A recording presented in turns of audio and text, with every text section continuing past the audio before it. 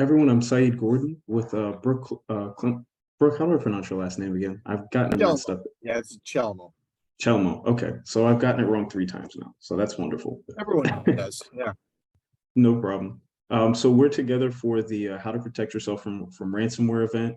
But this discussion will focus largely on how you're seen from the perspective of a hacker or a bad actor. What it is that makes you a great target, and what are the things that you can do to hopefully make yourself a much tougher target for anybody that might try to come after you. So again, I'm Saeed Gordon with DOF Creations. We work as a value-added reseller, and we're a partner of Fortinet. We really appreciate the opportunity to sit down with them today and have the opportunity to discuss both some of the things that Fortinet has done to help us to help our customers, but also some of the things that they're seeing from across the cybersecurity landscape and network security and just security in general for what it is that we're trying to do to keep everybody safe and keep our organizations online. Brooke, I'll pass it to you if you could introduce yourself to the crowd. Sure. My name is Brooke Chelmo. I'm with Fortinet. I've been in cybersecurity for quite a number of years. I started off with when it was physical data, managing physical files, physical tapes for backup systems, moving into encryption, firewalling, sandboxing, and all the other IT security works. My current kind of where I'm planting my flag is now in EDR and XDR, and as well as managed services for those components. So that's where I think I'm, work, especially when it's work from home initiatives is still going on, where we need a first and last line of solution. That's, where I'm planting my flag and building those type of solutions now. And then my, more recent claim to fame is I spent a year with a Russian ransomware cell, getting into the ins and outs of the whole infrastructure. And I've done a number of RSA talks on this and produced a number of blogs, briefs, and webcasts on my experience working with a group called Hildecrypt. You said Hildecrypt?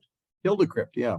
And how it started, it's very interesting. Saeed was, I don't know about you, but you have kids at home and they're watching movies, and what are you going to do? They got the TV, so I checked my Twitter account and I had a notification, which I rarely do. BR Chelmo on Twitter. I had a notification because a crew that I was tweeting about retweeted me. Mm. And I also, when that happens, and it never happens, you have to think about it for a second.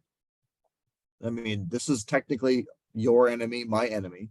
Mm-hmm. But instead of saying, well, bring it on, but they're probably younger than me and they're going to live longer than me. And I don't want them to haunt my grandchildren. So I thought I took the opportunity to ask, can I interview you? And they accepted. And it turned into almost a year-long relationship of just, back and forth talking, even just getting into beyond security, into family situations and what life is like in Russia. And unfortunately, they cut me off about a year before the Ukrainian war started. Would like to hear their perspective on things, but that's where, things started for me to really go down this path to understanding ransomware authors. So I guess before we get into kind of the nitty gritty of the technical aspects, with that personal, those getting to see the personal side of these individuals, we just label all of them as hackers generally, but names and faces. Does that change how you see these individuals and the work that they're doing? Does it make it any less, I guess, hostile or aggressive in the ways that we try to defend ourselves against these individuals? They're coming for our resources, they're coming for our organizations, they're trying to stop us from doing the work that we need to do. Yeah, and the thing is, I've always been trying to humanize the attacker, just to understand them from that perspective. And in fact, I had to reboot myself a lot during this meeting these interactions over the year, especially the first 2 weeks. It took me 2 weeks to write my first article on it, just because I had to reboot so many understandings. Because from my perspective, we're like, it's all about Lamborghinis and yachts in Malta and vacation homes in Cyprus and these things. And I had to kind of get away from that because this group was very unique. Some of them aren't that way, right? Some of them are nation state and they're paid on a salary. But this group was weird, which made it really kind of fun. The first time they did their ransomware script, and they ran out there and they had victims. The payment was literally you had to go on Netflix and watch Hilda season 1, and then you answer some trivia questions, and we're going to unlock your systems. That was where it started. Then it turned into them being collectors and stuff. But that was just, a few of the members on the crew. Some of them were more money motivated. A lot of them, they just wanted to learn and they wanted to get going. But as I went down the rabbit hole, going into Discord and going into all the different avenues on Reddit and whatnot, this is where I discovered more things. And for example, one crew, they were from Moldova, which is southwest of Ukraine. And these these hackers could all speak Spanish. So they use that skill to sell emotet infections to Latin American banks because they could write in Spanish and converse in Spanish with their victims, or at least creating phishing attacks to get into the environment. So I guess something I want to stick with as, we started here. You talk about the personal element as it relates to identifying a victim or how you'll target a victim, not you, but how a hacker would target a victim. How does that help to create a successful attack? Phishing is still one of the most prominent, if not the most prominent, starting point of almost every cyber attack. So what are the things that we should do as, the potential victim or the person who does not want to be a victim? How do we create that necessary distance so that we're not able to easily allow for a personal relationship that can be exploited? Yeah. So I would say there's kind of three things to look at here. One is phishing, automated attacks, and targeted attacks, which can relate to phishing, yes or no, right? So in the case of some of these crews that I've spent some time with in getting to go a little bit deeper, some of them, a lot of them automate. We are a mixture. We are IP addresses and email addresses. We are digital citizens. And in that world, our neighbor is whoever wants to be next to us, if you think about it from that perspective. So when it comes to automated attacks, a lot of times it is going about trying to create, pinging IP addresses looking for vulnerabilities. It could be just going through an entire range looking for this specific vulnerability, right? Or pinging a range of IP addresses with certain passwords, trying to use VNC, ping the VNC ports for a set of addresses, and trying to see if I can crack the password automatically. So I have always said that attackers may wake up in the morning, drink their coffee, and then go check the console and find that they got into 13 organizations that night. So that's automated. Now, when it comes to targeted, it can be a mixture of automated. On the phishing side, could be automated or targeted. So automated could be the same thing. I got a range of IP addresses. I'm just going to pump out the same phishing campaign overnight. And some of these attackers actually outsource this directly to a phishing farm. That's what they do. They do phishing all day. We're going to sell you infections. We're going to sell you a package of 500 million email addresses we're going to go after. All right. So then there's targeted, and targeted could be this way. I can say, a lot of people think I'm too big to be, really, I'm too small to be targeted. But in reality, it's not that they're going to go after you because you are Facebook or you are Google. You can be a one-person law firm and still be a target. And a lot of the times they can go to Shodan.io and they're going to get a list of IP addresses. A list of vulnerabilities for a certain device. Okay. We're going to go for Linksys routers that are made in these years because we know they have a critical vulnerability. I want to see where in the world all of these Linksys routers are. And then here's the IP address. Here's the location. If you need that, it's probably irrelevant to them. They just want the IP. And then let's go see if I can automate an attack to go after that vulnerability to bypass the Linksys to get into the system. So there's a lot of things that are like that. So it's a mixture of that. So to not be a target, to kind of answer the core question, say, as one is, patching is a big thing. But then there's also, Hildecrypt even told me that they would target people if they saw JavaScript in the environment. And part of that was back in the day when people were trying to shame boomers all the time. And these, Generation Z guys are going after boomers. Just for giggles. And so they would, if they saw JavaScript in the environment, they go after them even harder to try to humble them in some way. So there's a lot of things that, again, every crew's different. but part of it is vulnerability. Part of it is just also cybersecurity awareness within building defense in depth. So going and focusing specifically on phishing, where it can be targeted or it can be automated, that personal component where you talked about like the hackers out of Moldova who spoke Spanish, so they were able to target, let's say, Spain, Latin America, because they can speak the language. As it relates to building these email attacks, or even at the ones I saw, an AI powered, I should call it a phishing attack because it was automated, but you're able to mimic someone's voice, whether it's someone within an organization or maybe just an accent that's common in the particular region or area, and then using that as your style of doing maybe over the phone phishing. What are the things that I guess we need to be aware of as it relates to maybe cultural keys that people tend to let their guard down with? If you're remembering the old school phishing where it's like, Johnny is sending you a cat video and now everybody's opening it and it's not a cat video, or if it's a cat video that has, a virus embedded in it, that type of thing. What are the cultural keys we need to be aware of that are commonly exploited or that could be exploited? So part of them is when it comes to phishing, a lot of unpaid invoice was number one in 2016. Also for HR, it was here's my resume. Can you check this before it goes to Bill, the CEO or something like that. You get a bit of that. Was going to say also to add to this. So in terms of that, so the requests, so we call it also the exploding offer is another one too. Like we need to get this done in 12 hours.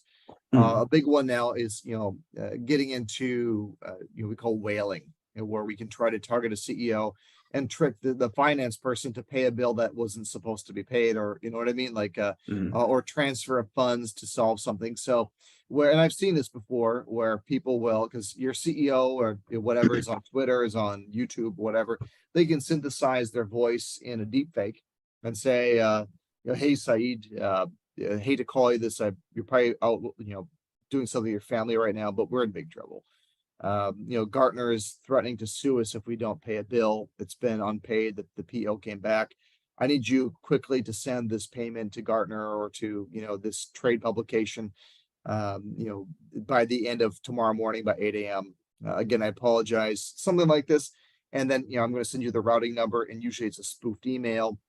And it sounds like that. Stage one is doing it through email. Stage two, to take it up, is the deep fake, we call the phishing, where you're trying to actually go after that. There was a time where I could easily go online and find the finance person of any company using all sorts of, Dun and Bradstreet type tools like data.com, which is no longer around, but Salesforce and others have those, those phone numbers available to you. Like LinkedIn may have that too. Gotcha. And before I keep going, everyone, you should be able to hover over the bottom of your screen and see a Q&A button. It should be just to the right side of, or just to the left, but to the right of the participants tab. Please feel free to include your questions in there if anything comes up during this conversation. So Brooke, just to kind of recap, they're kind of, if you're doing a targeted phishing or any type of targeted attack, you're going to look at, maybe weak points within an organization. You're looking at the title or who is within the organization, or maybe you're going after a department and giving them certain things. What did you call that? You said an exploding offer. We have 12 offer. hours to get this done, right? So yeah. So you're looking at, maybe a title or person within the organization who has some authority and some clout, maybe a department, and sending them certain things that they would expect to see, like the HR department receiving resumes, because that's not anything out of the norm. Is there still do you ever see, the unsophisticated phishing style, the cat video, grandma's recipe and just being forwarded back and forth? Does that still work? Is that something we should still be worried about? Yeah, they're getting better at being stopped by spam filtering, just because they tend to be more spray and pray, and they're less successful. So spam filtering is, it's been around for years. It's been pretty decent, but about 2015, 2016, email security became hot again. And that's why, things like DMARC, DCAM, these things really made their way into email security platforms to prevent spoofing and whatnot. And then also the spam filtering got a lot better too, because 2016 was spray and pray heavily, just bam, bam, bam, bam, bam, bam, right? So email filtering got a lot better. but also people got a little bit more used to seeing some of these attacks, and they kind of became more sensitive to these types of things. Mhm. But 2017, 2018 comes along, and then here we have NotPetya, we have WannaCry, we have SamSam ransomware, and so they went from thinking, I want to get as many victims as possible, and then I'm going to be doing customer service for 40,000 people, and Mhm. then trying to then give a key to 40,000, the 10,000 people who pay me. It became really cumbersome, really difficult.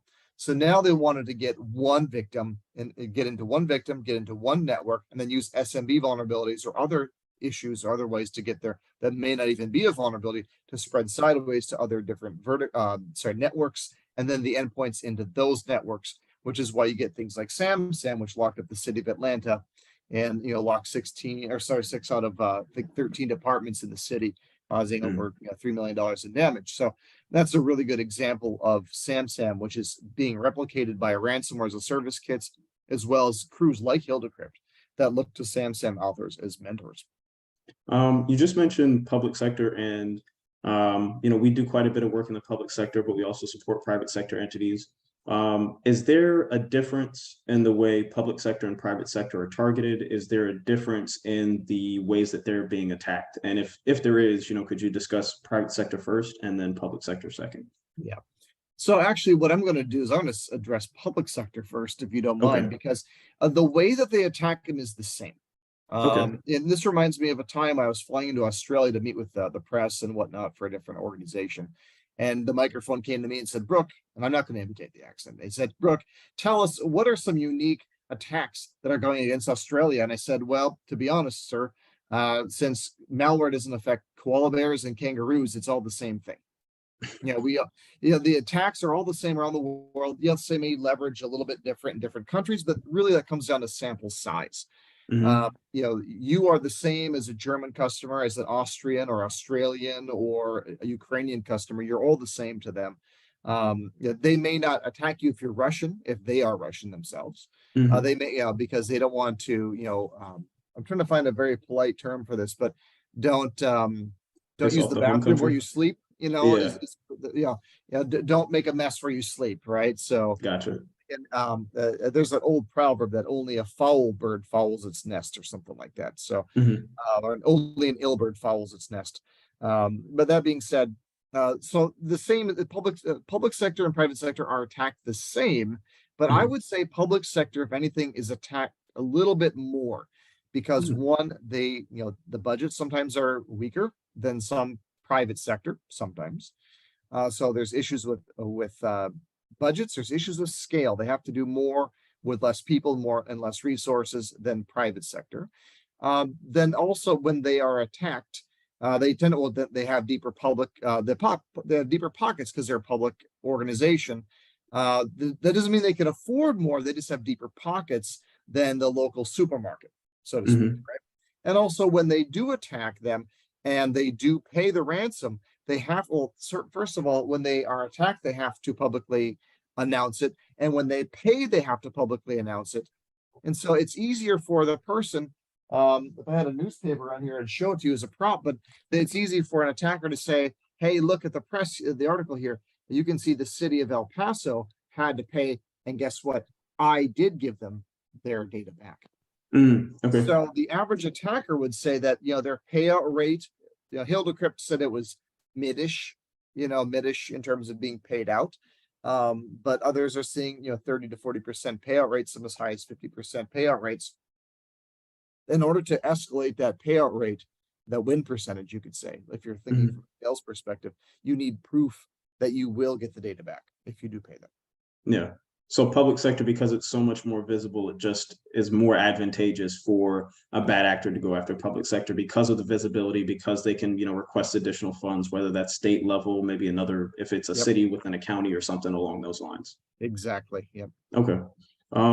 So I think there was something else how we were also going to discuss some elements of like the threat map and some of the Fortinet resources that are Sure. available in this space. But I did want to stick with the through the eyes of a bad actor. Um, You said that, I think you used a digital citizen. So we're not really being looked at as an individual organization or as a particular individual in regard to how we're being attacked necessarily. There are certain maybe keys that you look for within an organization, departments, titles, and that type of thing. But it's Mhm. not necessarily somebody's looking at it as I want to hack Saeed, I want to hack Brooke, or I want to hack the city of Atlanta, I want to hack, insert small mid-sized business over here. Is there any component to maybe examination of IP addresses? Like we know that IP addresses in this particular region are more likely to pay out, maybe due to policies or some type of circumstance or climate in the area. Or is everything, I guess, is there any way that certain IP addresses or certain areas are targeted more? Well, if anything, it's sometimes it's the flag on the Shodan.io. I'm just giving that one example, the flag that's on the profile. So if it's an American, more likely to be able to pay out than if it's, say, an Armenian, right? Mm, Just because of deeper pockets. Do keep in mind that when it comes to the Russian hacker, and this is what was revealed to me. Again, this is the opinion of Hilda Crypt and not the opinion of all. Is that, well, given the fact that America gave us a short stick during the Cold War, and they don't, in all their media shows Russians as bad guys, mm, then I have no love lost to go after Germans and Americans. If you grew up in Russia, you're watching lots of propaganda on TV. mhm, It makes you think that, look at these Americans having this wonderful life, on Instagram. And then here I am sitting in this Soviet era blockhouse that was built in 1955 in Khrushchev's era. And it's crumbling apart. And the reason why we don't have any finance money to fix this place or to improve it is because America is oppressing us, right? So mm, there is that aspect of it when it comes to the attacker. So again, America does have a bit of a perspective. I did say that it didn't really matter too much about where you're located, but there are some kind of a weighted difference if you're an mhm. American, German, maybe Canadian. But it's all about payout, right? But if it's an automated attack, it doesn't matter. Gotcha. Sometimes these infections can happen automatically. We can crack the password, go into the VNC port, then find some administrator's endpoint or a server that I can go and encrypt or pull data from. And they can try to do that. Their payout rate may be low in that situation. They may negotiate a lower payout rate, but they're still getting paid regardless. So yeah. When we talk about the targeted versus the automated, um the idea of like the brute force attack where somebody's clacking away on the keyboard until they get through, pounding 5 hour energies or something like that. How much does that play into the reality of ransomware, and how much of that is more of maybe old school or fantasy, or what have you? Yeah, it's not like that was the hacker from Jurassic Park who had his desk covered in energy drinks and garbage Yeah, and just sitting there pounding away on the keyboard. yeah. It's very much automated scripts these days. Okay. That's the way it is. If anything, it's more or less the hard work gets into actually coding and Mhm, developing the payload. And so once the payload is set, it's put into position, and then there's the automation. Now, there can also be automation on the side before a payload is done, and that's where they're going to look for passwords. mhm, Hildecrypt told me their favorite password that they ever cracked was literally 2 quotation marks. So again, in automated, so people think it's too simple to be hacked because we think mhm. that it's just guys in basements, A B C D E, A B C D F, Yeah. QWERTY 1, QWERTY 2. That's not how it works these days. It's all automated. In these, they're using containers in Amazon. They're doing a lot of different things. Even Discord is set up to do this now, where you Mm, can just you can build scripts, and that's why people use Discord is because it's a good scripting engine. Yes, you can mhm. use that for gaming, which is what it was designed for, to tell people that there's a Pokemon here in this location, come and get it. But really, Discord has also been used to script a lot of things in terms of running a server, but then also doing the automation. Okay. So what they can do is first let the automation script run. Let's see how many servers we can crack into, see how many passwords we can identify, and we're just going to make sure we have success in the password before we actually do any type of intrusion. And then once we do, maybe then on after that, we go in and then we do some intrusion and do some manual inspecting. I shouldn't say they manual inspecting. There can also be some automation scripts being put into play when it comes to probing the network. That happens as well. Sometimes they may not want to go that route just because they may hit a virtual environment, which could be more of like a honeypot. There's some things that they may go in there. And so it's a mixture of manual and automation once they get inside. And then once they do get inside, and then they actually want to deploy a payload, that can be manually done as well. Usually it's leaving beacons behind in different places and then exploring and exfiltrating data as they go along. Once they're discovered, or once they feel they've been discovered, they can initiate that button, you could say, so to speak, to initiate that beacon to then encrypt everything, and then they can hold the key as well as hold the data ransom.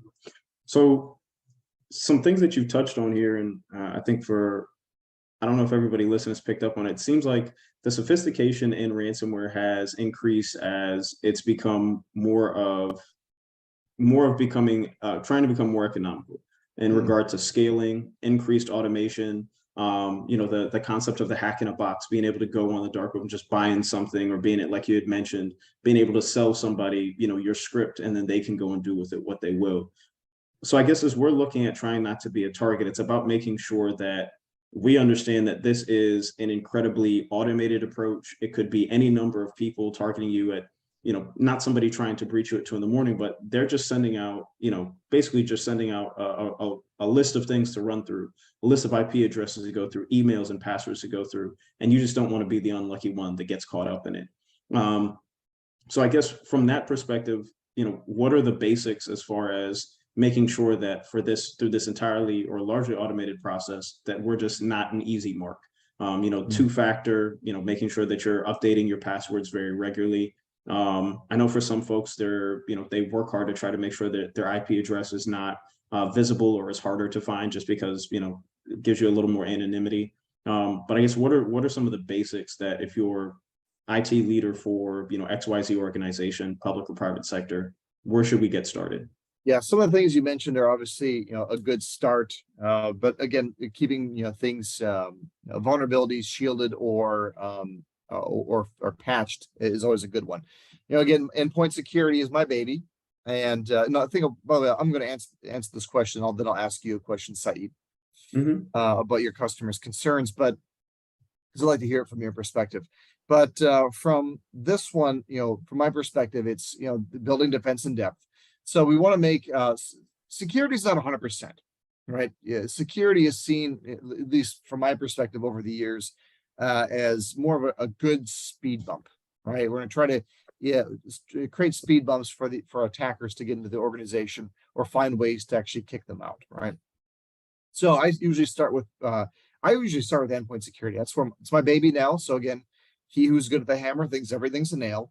Endpoint security is my first and last line of defense, because we have people who are like me. I'm working from home right now. You probably can't see that, but working from home, working away from the environment. I'm on the road at least a quarter of a month, every single month, sometimes twice a month.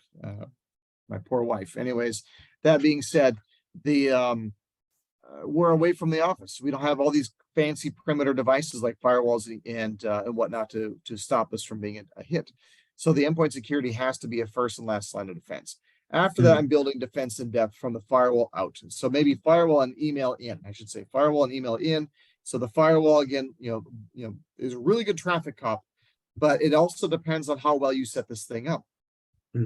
Only 5 to 10% of people are actually doing SSL deep packet inspection, you could say, or man in the middle inspection of the TLS connection, right? 90 or more percent of the email or the internet traffic that's coming through the firewall is encrypted. If it's encrypted, you can't see anything until it gets down to the endpoint, which is why the endpoint for me is more important than the firewall these days. So the firewall, again, doing that. But again, if it's encrypted, and you're not inspecting encrypted traffic, it goes to the endpoint. If it's a brand new file that hasn't been cataloged by the threat intelligence, it's going to go down to the firewall, right? If you don't have sandboxing, you can't mitigate against that. If it's a script, it's going to go right through the firewall as well, right? Now, conversely, looking at the email solution, which is really important as well, is that email security is really good about stopping a lot of different things these days. It's really got a lot of funding and a lot of investment over the last 5 years, I'd say, maybe the last 6 years, so to speak, given the fact of all the spray and pray stuff that we already spoke about in 2016 onward. So with that being said, then from there, we can take a look at things like sandboxing and make that centralized between the firewall, email security, and endpoint security to feed into sandboxing to give you verdicts faster. There's things that we could do. SD-WAN is a big industry change over the last 3-4 years, I'd say. Looking at things like CASBs, or if you want to bundle things together into a SASE offering, secure access service edge, bundling things together, which includes a lot of these things plus SD-WAN. There's things like CASBs if you're getting into protecting SaaS apps, and there's ways to protect cloud workloads. There's a lot of things that we're doing there. So there's a lot of those, in general. So, but with that being said, I promised to ask you this question, because you've been asking me so many good questions here. So I want to hear now from your customer side. So again, I'm on the vendor side. I'm building tools. I thrive on intelligence from customers. What are they dealing with? I think I had it to ask you this question, but for us, our customers are, I would say their biggest challenge is staffing. You're either dealing with folks who have a very small team. It may be just the IT director or the IT director and one other person. So you have a 2-person shop. You may also have the issue of, we have a larger organization we work with. They have enough people power right now. Their concern is over the next few years, everybody on their team is older. So everybody on their team is going to start retiring. They have not had any person who is under, I don't think they've hired anybody under the age of 30 or 35 onto their IT team in like 10 years.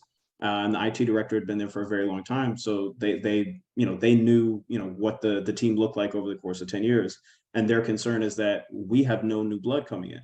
So over time, as people start retiring, or if somebody does decide, to take an opportunity somewhere else because they've, been here for the last, 10 years, 15 years, and they want to change, who are we bringing in? And I think that's really the challenge, whether you're talking about public sector or private sector. I don't think there's anybody that feels confident about being able to hire a talented, or at the very least, an IT professional willing to learn fast. They're going to find that person. They're out there. The question is going to be, how long is it going to take you to find that person? Are you going to be able to afford them? That's something that comes up quite a bit in private sector because the pay scales are set and they do not change very quickly. But yeah, I think staffing is the big challenge. And when we talk about the level of automation that is being used from the hacker perspective, I think we also have to talk about the level of automation that we can use from our perspective as well. And fortunately, we have AI and all these different resources that can be used to be an extra person, an extra set of eyes. But at the same time, it just gets to be challenging. There's only so much time in a day. And just because there's only 24 hours in a day doesn't mean that you might not be given, let's say, 25 hours worth of work. And it has to be done. Especially when you're talking about organizations and industries that are vital. If you're working in government, if you're working in finance, if you're law enforcement, just because you're understaffed or you don't have enough time in the day, your work's not going to stop. And people need access to their money. People need access to fire or police, to be able to get assistance, public utilities. Those types of things are vital resources, and you just have to make do. So I think that's the biggest challenge we hear from our customers, is that even when they don't want to, they're just forced to make do. And in the process, they're just trying to figure out how to make it the best solution that they can. Sometimes they build solutions that they're not necessarily the most happy with, but it's what they had to do to get by. And then other situations, maybe there's a different reason why they're not able to build their perfect solution. But I think from our perspective, we want to try to help them to build as close to a perfect solution as they can. But yeah, I would say staffing is their big challenge. Unfortunately, we do a lot of work with grant resources. You guys at Fortinet have some great grant resources available that we worked with. Unfortunately, grants are not addressing the staffing issue very well. I think it's only maybe 1 or 2 law enforcement grants that will allow you to actually use grant dollars on a new hire.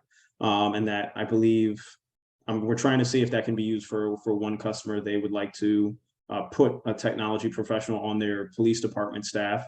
I'm not quite sure if they're going to be able to do that. For right now, it seems like that's going to be a field officer type of thing. But we're hopeful that we'll find a way to do that. But grant dollars are there. We've seen the expansion of grant dollars for technology. We've seen the expansion of grant dollars to support projects that may not be technology in their focus, but have technology as part of their backbone or their foundation.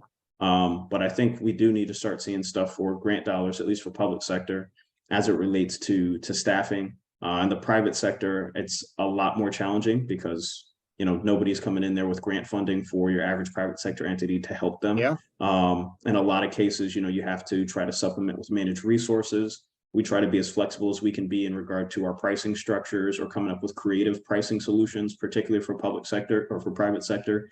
So if they need to have some managed resources in place or some type of extra assistance, try to find a way to deliver that as best we can. But yeah, I think staffing and budgets are always going to leave people kind of feeling like their hands are tied and they're just making do.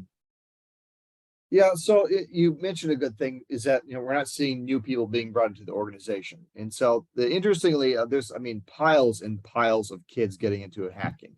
And part of it is was it the Netflix show or was it the what's the Amazon Prime show about the hacker? Oh, I think it was Mr. Robot, right? Mr. Robot, yes. Yeah, Mr. Robot has yeah, got a lot of kids interested in attacking because it yeah, makes it look so interesting and because it's hitting societal issues plus doing something about it, through attacking, right?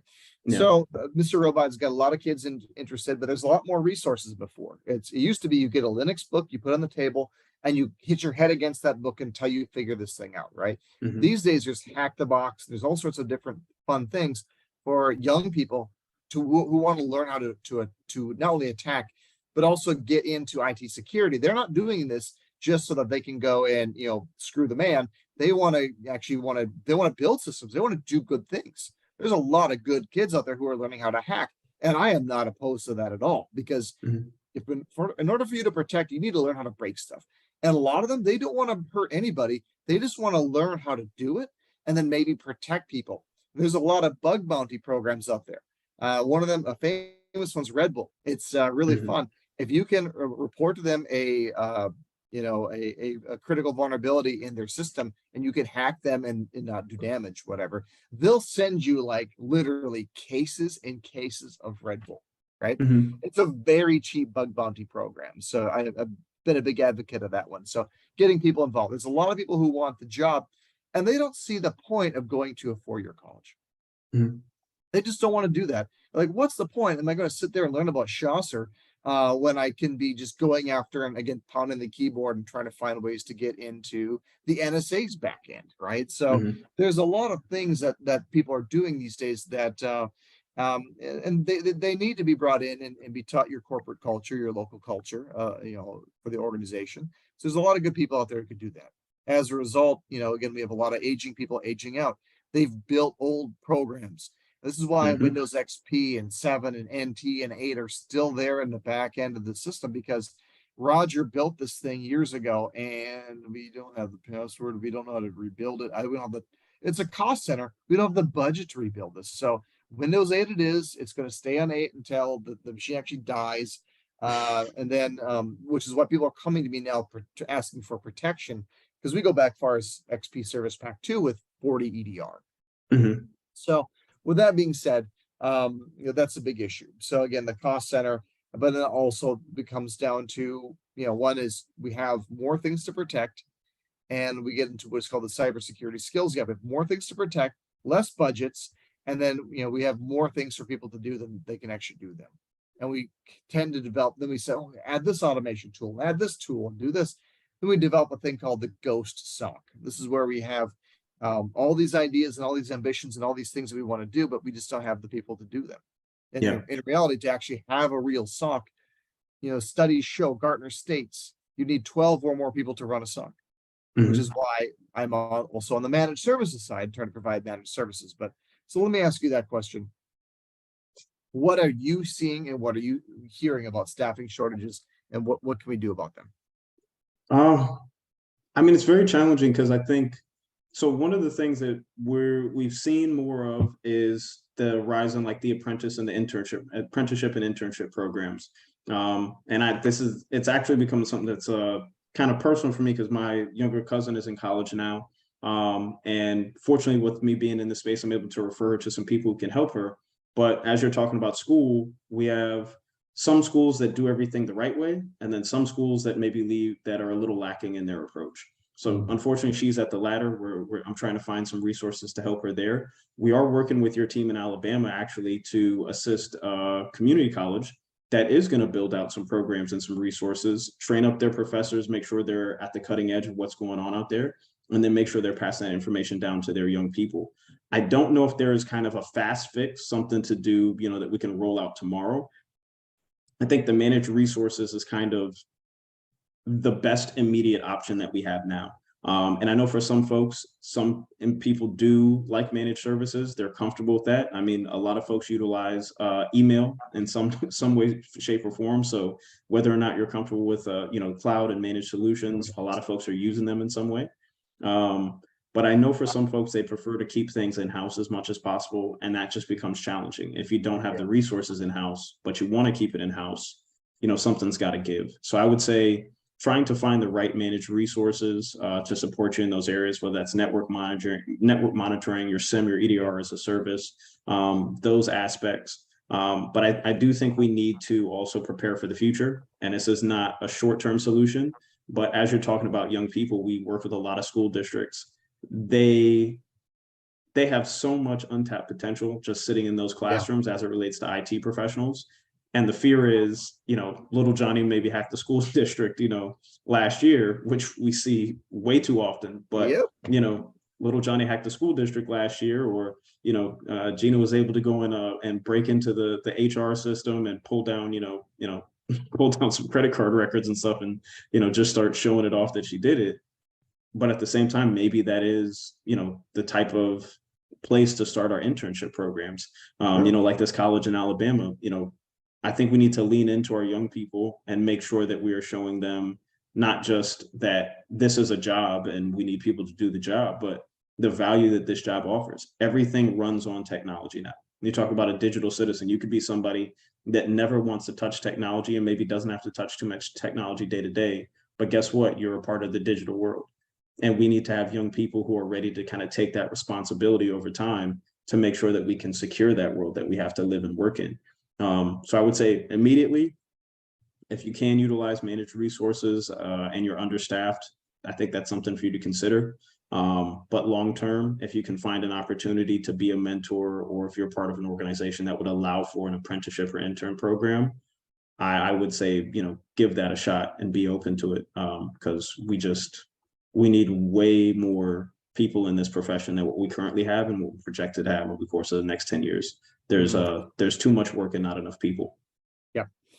Interestingly, the recommendation that I've heard recently that I really like is that, try to outsource the simple things.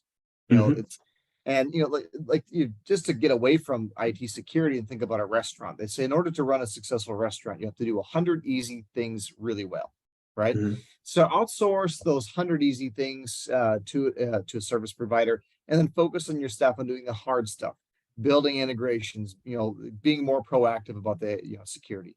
So that's what we outsource thing. We recommend outsourcing to, like us. Fortinet has a 40 EDR, service called MDR service, FortiGuard managed, detection and response. And where they do the threat hunting, detection, the alerting, the quarantining, the remediation, that type of stuff. The easy routine things. Outsource that. Focus on the hard stuff with your staff. Definitely. If we could kind of touch on some of the stuff that Fortinet does. So the Fortinet CTAP is a free resource that allows for security assessments. It's something that has been around for a while, but we've met more and more folks who don't know about it. For somebody that is looking for maybe a free way to just get kind of the lay of their land as it relates to security and network operations, I think there may also be a separate CTAP for email security, or is it the same CTAP? I don't want to speak about it specifically, Okay. to be, no, I don't want to be wrong.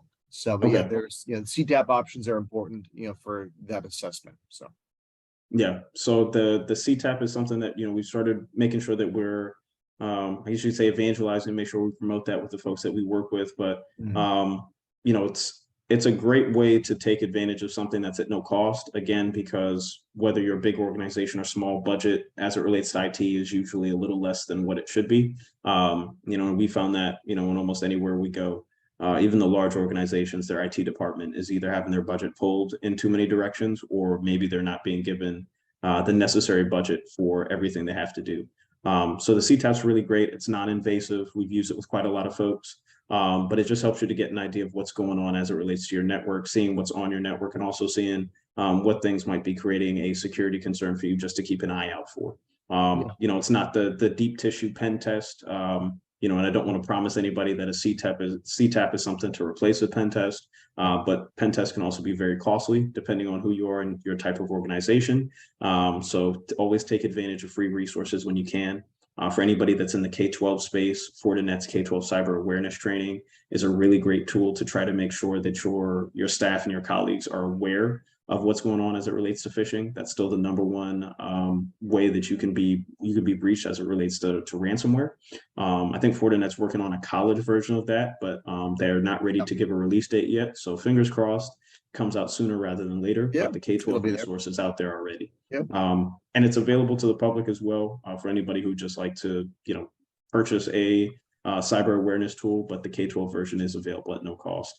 Sure. Brooke, can you touch on since we're talking about cyber awareness for non-technical staff? I guess how do you see training for non-technical staff within an organization? For a lot of folks within cyber insurance, it's mandatory. Where do you see it as, kind of on that scale or that rank of most biggest concern to smallest concern? Oof, that's a big one. So training for non-technical staff from biggest concern to smallest concern. Yeah, like what is the No. if you're not spending an hour a week or something like that trying to get your non-technical colleagues, aware of what's going on as it relates to cyber risk, is that too big of a risk, or is it reasonable, maybe to leave it to 1 to 2 hours a month, or do you need to be Yeah. hammering this every single week? Well, I used to, when I was in operations on the security side, if I didn't preach safety training Mhm, every day, then it was a 5-minute talk I would give my staff every day.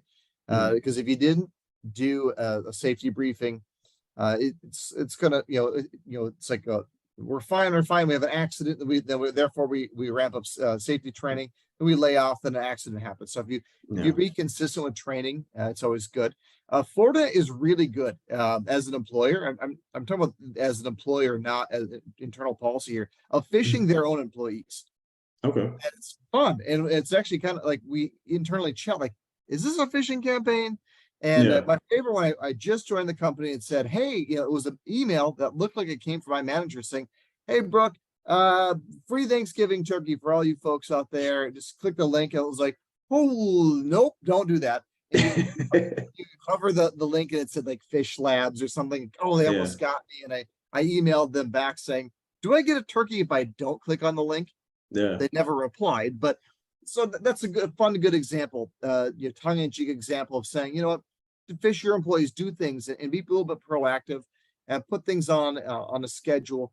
Uh, don't forget about safety training in the office. People still get hurt in the office about using chairs appropriately and stuff. And so do little 5-minute trainings if you can, little emails that come out there. Because if you try to do an hour a month, or sorry, an hour a week, that's a lot of time, right? So yeah, you can, do annual training on high levels, but try to do something a little bit more consistent in terms of maybe it's a weekly email that goes out to mhm, folks, or maybe they watch a 5-minute video and just they message their manager when they're done, or if there's a way to check if they've actually completed that step. You make it small. yeah, When I was an ops manager, the same thing. I had 17 employees. I used to keep 5-minute projects on a board. So with people like finish a big task, well, we got 7 minutes before lunch. We'll pull something out of the 5-minute bucket and go do that 5-minute task, right? yeah, So create kind of bite-sized things for people to do. Because if it goes beyond 5 minutes, it really becomes kind of cumbersome for them to really get that done. And then when they see it come up, like, I don't want to dedicate 30 minutes to this right now because on my plate are a bunch of things, right? Yeah. But if you give them a 5-minute task, they're more likely able to do that Okay. and get stuff done. So that's my recommendation. Gotcha. And I hope this isn't an issue, but for anybody that maybe is using other resources like KnowBe4 or anything, please let us know if there's concerns about how you can adjust or improve those phishing tests that you might be using within your organization. We are a partner of them, so please let us know how we can support you. I do want to leave the last 10 minutes open for Q&A. I had some folks that, some folks I invited send me some stuff, so I have a couple of questions with me in the event that nobody else has questions on this call, but I'll open up the Q&A, give everybody a minute. I have a joke for you in the meantime, Saeed. Okay. Okay, what does RDP stand for? I'm spacing right now. So usually the techies like, well, remote desktop protocol, right? So yeah, we call that ransomware deployment protocol. Ah, okay, gotcha. Yeah, so All that's my ransomware joke for the day. Do we get any questions? I'm sure that well, if we're that's waiting like for the another NSA one. conference, Okay. NSA conference that kills, right? Sure.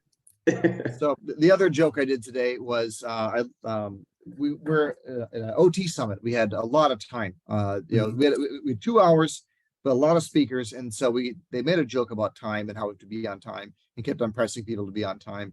And then when I got on the stage, I came up with 4 watches on my wrists, and I said, "I don't know about you, but I have a lot of time on my hands." And hopefully that it went over like a lead balloon with some folks.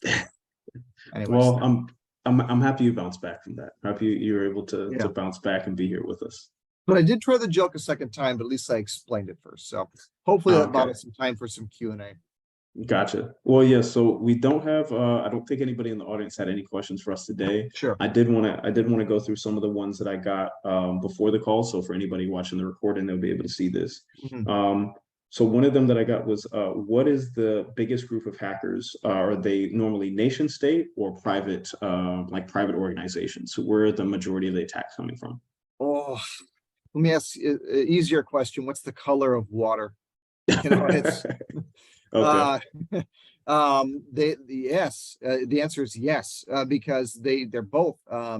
Nation state attackers also do private attacking too. And well, let me ask this question, Saeed. Which country has the most hackers in the world? Either America or China, US or China. It's the US. It's the US. Oh, okay. Yeah, most hackers in the world are Americans. Although we have the most opportunity to earn money ethically, but there's still a lot here. So it's a mixture of nation state. Nation state, you have to be concerned if you are, again, defense, if you have major IP that you're, for example, Lockheed Martins, these folks are dialing in on nation state attackers every single day, right? Okay. If you're if national government, sometimes even state government, but now Russia's getting into the ransomware game as a state sponsor of I say they're a state sponsor of terrorism, but they're also a state sponsor of IT terrorism as well. So so long story short, I tried to propose a talk to RSA. It became too political. It didn't accept it. But 1.4 million Russians have left the country since the war started. Over 200,000 have been killed, and 400,000 plus have been critically maimed and cannot return to the workforce. Plus, Western companies have pulled out of the country, so there's a massive unemployment problem across the country. Plus, people who can't participate in the economy that like they used to, or are not participating because of the diaspora from Russia. I have a friend who is one of these, 2 of them actually. That being said, they're getting into the ransomware game to fund their coffers because tax revenue is really dropping off. Exports have dropped off. They thought they could weather sanctions through oil imports, but now there's a price cap on the barrel of oil. And even then, Western European countries are really trying to get themselves off of Russian energy just to try to end this war and choke them out, so to speak, economically, so they can begin reparations and restarting relationships. So that being said, everyone's getting into the game. Ransomware is what everyone's doing, even if you didn't start there. it used to be that you'd, the analogy, you'd break into a bank and you'd steal all the furniture, then you take all the furniture to the flea market and sell it. Now, these days, they break directly into the bank and get paid directly by the victim, ransomware. And then they're also exfiltrating the data, just like they're, stealing the furniture out of the bank as well. Gotcha. Okay. What was the other one? So you asked me a question, kind of what we saw from our customers. I would say I wouldn't say everybody, but a lot of folks kind of see the pandemic as a turning point in how they were structuring their infrastructure, what their concerns were day to day. Within the ransomware space, do you see the pandemic as kind of a turning point? I think even when you look at the data on it, it looks like the pandemic is basically when this thing kicked into overdrive. It's like it's a level of evolution that we didn't see in the ransomware space before. But in your opinion, did the pandemic maybe just reveal something that was already there, or did it cause a change in ransomware and what we're seeing day to day? Yeah, ransomware was already on the rise, and it just made it easier to get paid. And actually, this is the first the pandemic did speed this along, where it was the private person was paying the ransom instead of asking the company to pay the ransom. The reason why is because people are working from home. They are not doing all the things they want to be doing, which is why accountability software sales went through the roof. But people were, downloading Game of Thrones and stuff on their corporate endpoint and getting themselves hacked, right? So, downloading, Shameless or whatever series they're watching that they didn't want their employer to know they're watching or doing. So as a result, people were calling into those, not only just ransomware, but also those Indian IT scamming centers, where it says, oh, you have a virus on your endpoint, you need to pay to get it removed. And they would call in and you'd listen to hacked conversations from the attackers, and people say, if I pay you, can you not tell my employer? And that was the first time I was seeing that in years. And we saw that a lot in 2020, 2021, 22. So maybe I answered part of the question. Did I miss any part of that question? No, I think so. I guess from that answer, the pandemic didn't necessarily change ransomware. It just increased kind of the impact that it could have, especially with everybody being out of the office, the number of endpoints that are outside of the network but still connecting to the network directly. It changes the dynamic, both how we interact with it as individuals and how organizations were forced to interact with it. Yeah. And that's also, I want to add to that, the reason why I didn't feel I answered the question all the way, because I had something in the back of my head that was ZTNA, and that really came up as well. So zero trust network architecture or access, zero trust architectures really grew as well, because with everyone trying to go sideways and to infect networks and drives and create as much boom as possible within one target, zero trust architecture became a good way to make sure the right person with the right device goes to the right application, right? So then if one did get past that, then they infect one application. So if an attack did go off, it did mitigate the ability to go sideways and to really mitigate the size of the attack. So that was a kind of a big change as well. So with attacker increases also comes defense increases, and that's the other side of the coin. And ZTNA is kind of a defense strategy. I wouldn't say it's necessarily the same as defense in depth, kind of a different element of that, but it definitely ensures that you keep a problem instead of allowing it to grow into a catastrophe. And that's one of the challenges that we see with ransomware a lot, especially you're talking about flat networks, zero access control, or just entirely unaware of who has access to what. That small problem, which, where ransomware is today, it can be a small problem. It's something you can bounce back from pretty quickly, depending on how you have your organization structured, what you have, the controls you have in place. Or it could be a massive catastrophe that takes you down for weeks at a time and costs boatloads of money to bounce back from. So exactly. I guess I'll leave that as where we end. We just hit 3 p.m. So for everybody that was with us and attended, we thank you for your time. For anybody that couldn't join, we will have a recording for you. But Brooke, I appreciate you speaking with us. I definitely am going to want to pick your brain a little bit more about the year you spent with a hacking group. This was phenomenal. Thank you, man. Thank you very much. Bye.